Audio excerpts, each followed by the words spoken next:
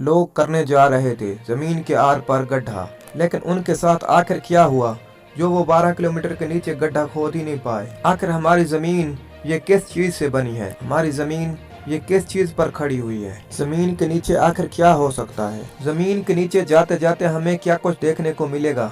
सब सवालों के जवाब इस वीडियो में जानते हैं। हमारी जमीन दरअसल 4 लेयर्स में बटी हुई है। सबसे पहली लेयर है क्रस्ट लेयर, जिस पर हम रहते हैं। जमीन पर बड़े बड़े गड्ढे जैसे कि कुएं और खदानें सबको क्रस्ट लेयर में ही है, और ये वही गड्ढा है जिसको लोग चाहते तो ये थे कि वो इस गड्ढे को जमीन के आर पार खोदें, लेकिन वो सिर्फ 12 किलोमीटर ही खोद पाए थे। क्रस्ट के बाद दोस्तों जो लेयर आती है उसे मेंटल कहते हैं। मेंटल लेयर क्रस्ट और कोर के बीच की लेयर होती है। ये जमीन की वैसे सबसे बड़ी परत है, जो समुद्री परत से नीचे लगभग 35 किलोमीटर से लेकर 29 किलोमीटर तक की गहराई में फैली हुई है। बता दें कि जमीन की ये शक्ति, टेक्टोनिक प्लेट और ज्वालामुखी गतिविधियों में इस लेयर का बहुत बड़ा योगदान है। मेंटल लेयर में 2 कंसेप्ट का जानना बहुत जरूरी है, एक लिथोस्फीयर और दूसरा इंडोस्फीयर।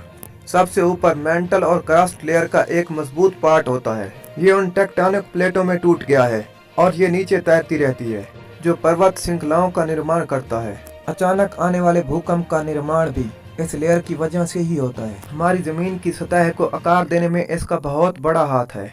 एंडोस्फीयर की बात करें तो ये लिथोस्फीयर के नीचे मेंटल का पार्शली पिघला हुआ एक फ्लेक्सिबल का एरिया है, जो गर्म और सेमी फ्यूल चट्टानों से बना हुआ होता है। जमीन की सतह में जो टेक्टोनिक प्लेट्स होती हैं, उनकी हलचल में इसी लेयर का हाथ होता है। अब बारी आती है जमीन की सबसे आखिरी सतह कोर की, जो सबसे गहरी और अंदरूनी पार्ट है। बता दें कि ये जमीन के अंदर का सबसे गर्म और दबाव वाला एरिया होता है। इस लेयर का टेम्परेचर ही 5000 सेल्सियस से लेकर 7000 सेल्सियस तक आराम से हो सकता है, जो जमीन के अंदर की हलचल और मैग्नेटिक एरिया को बढ़ाने का काम करता है। जमीन का ये हिस्सा भी बाकी हिस्सों की तरह 2 हिस्सों में बटा है, जिन्हें आउटर कोर और सॉलिड इनर कोर कहते हैं। आउटर कोर मेंटल कोर से 29 किलोमीटर की गहराई में है। आउटर कोर तरल लोहे और निकल धातुओं से बनी हुई है। इसके बाद बात आती है सॉलिड इनर कोर की। ये लेयर जमीन के सेंटर से 1220 किलोमीटर के दायरे तक फैली हुई है। इसकी एक बात खास है कि इतनी भीषण गर्मी और टेम्परेचर के बावजूद भी सॉलिड ही बनी रहती है, और ये आउटर कोर की तरह ही मेनली तरल लोहे और निकल से बनी है। दोस्तों, अब आप सोच रहे होंगे कि हमें इन बातों का कैसे पता चला। क्या लोग भी जमीन के नीचे खुद गए थे? दरअसल इसका जवाब है नहीं। वो चाहकारी इतनी नीचे अब भी के लिए तो नहीं जा सकते। अब आखिर इस बात का पता कैसे लगाया गया कि जमीन के नीचे क्या मौजूद है? दरअसल इसे पता लगाने के लिए लोगों ने सीज़मिक वेव के मेथड को अपनाया था।